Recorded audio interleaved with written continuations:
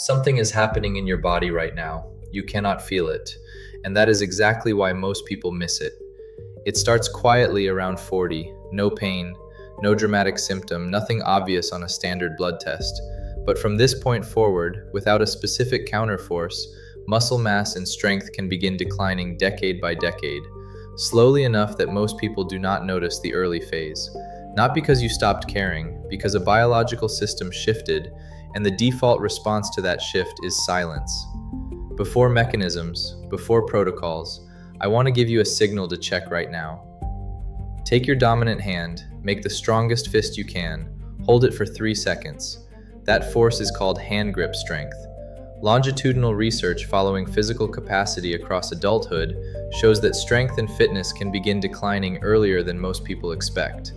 Grip strength is not a diagnosis. It is not perfect, but it is one of the simplest functional signals you can check without equipment. If your grip feels genuinely weaker than it did 5 years ago, not out of practice, actually weaker, something may already be shifting. Write that observation down. We will come back to it. Now, here is what is actually happening beneath the surface. Your muscle is not static tissue. It is a living system that constantly breaks down old protein and builds new protein in a continuous cycle. In a healthy body through your 30s, those two processes, breakdown and synthesis, are roughly balanced, with synthesis winning slightly after activity. After 40, the balance tips. Breakdown begins to outpace synthesis, slowly at first, then faster. The clinical name is sarcopenia, from the Greek sarx, flesh, penia, poverty, a slow impoverishment of the largest metabolic organ you have.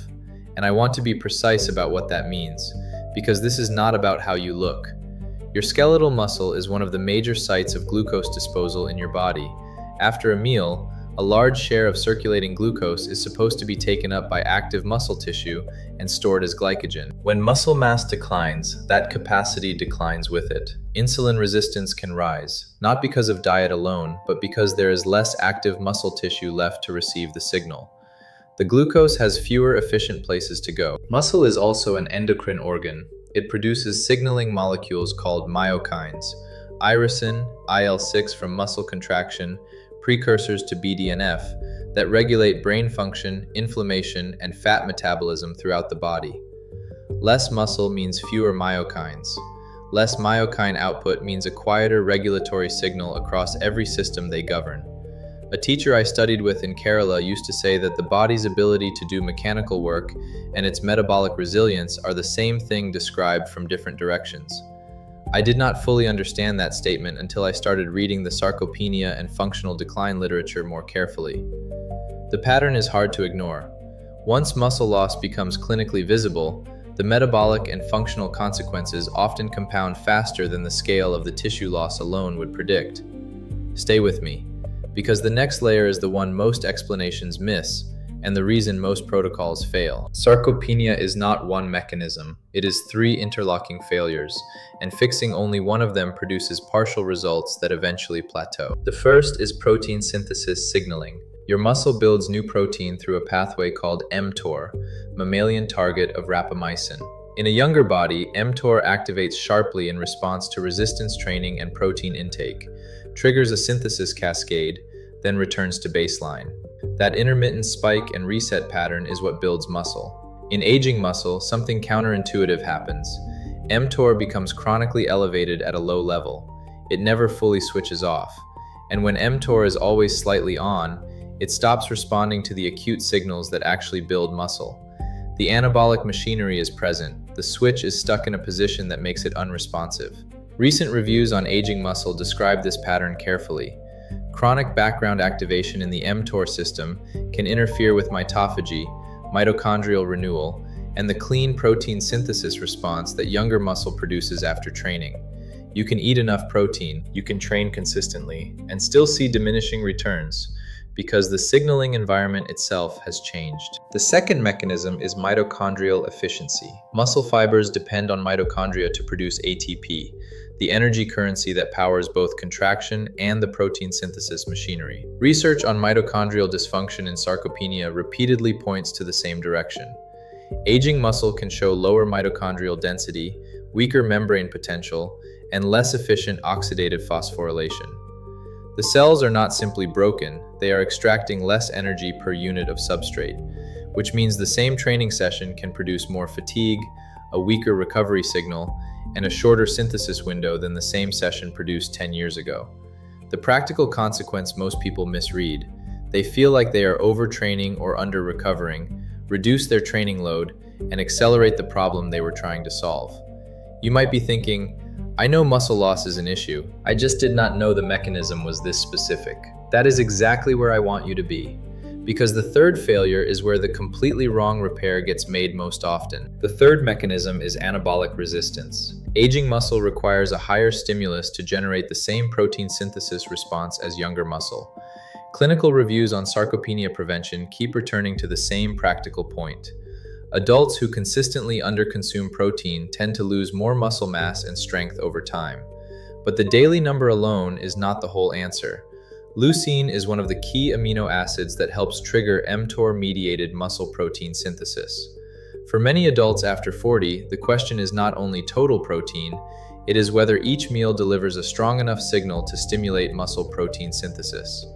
In practical terms, many people need about 30 to 40 grams of high-quality complete protein per meal to reliably approach that leucine threshold. And that threshold has to be approached per meal, not only across the day. Most people who eat enough protein distribute it wrong. A low-protein breakfast, a moderate lunch, a large dinner, and the synthesis windows in the morning and afternoon go unclaimed, because no individual meal reached the leucine threshold. Now the second complication. This is the layer that changes the entire picture. Inflammation.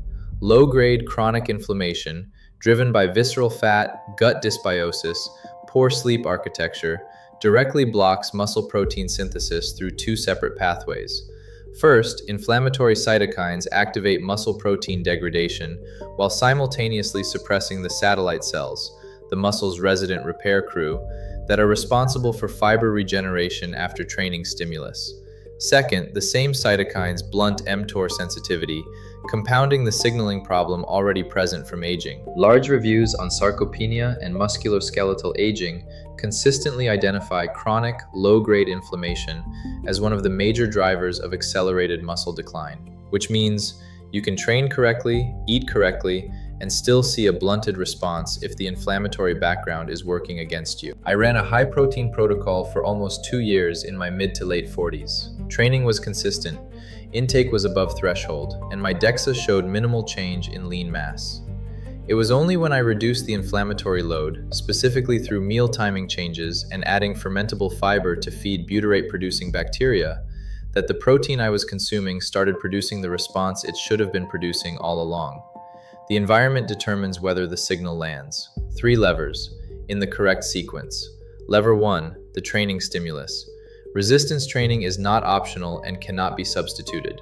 Across the sarcopenia literature, resistance training remains the first-line behavioral intervention. The exact program depends on the person, but the pattern is consistent. Loaded movement, repeated several times per week, with enough effort to challenge the muscle and enough recovery to let the signal land. The mechanism is the point. A controlled resistance stimulus creates the correct pattern. Brief, acute mTOR activation, return to baseline, synthesis response. The chronic, low-level mTOR noise from aging does not build muscle. The acute, intermittent spike from loaded movement does. The first move is not a program, it is one set. Today, perform one set of push-ups or bodyweight squats to noticeable effort. Not failure, noticeable effort. You are creating the mTOR activation window. That is all this first set needs to do. Lever 2. Protein distribution around the leucine threshold. 3 meals per day, each containing 30 to 40 grams of complete protein. Breakfast is the highest priority window because cortisol peaks in the morning and cortisol is catabolic. The morning catabolic state has a specific biological counter, a leucine threshold meeting protein meal within 60 to 90 minutes of waking. This is the most consistently under-addressed lever in the practical sarcopenia literature. For many people, reaching that threshold means building meals around complete protein: eggs, Greek yogurt, fish, poultry, lean meat, or a well-designed plant protein combination. The exact numbers vary by food and serving size, but the practical target is simple.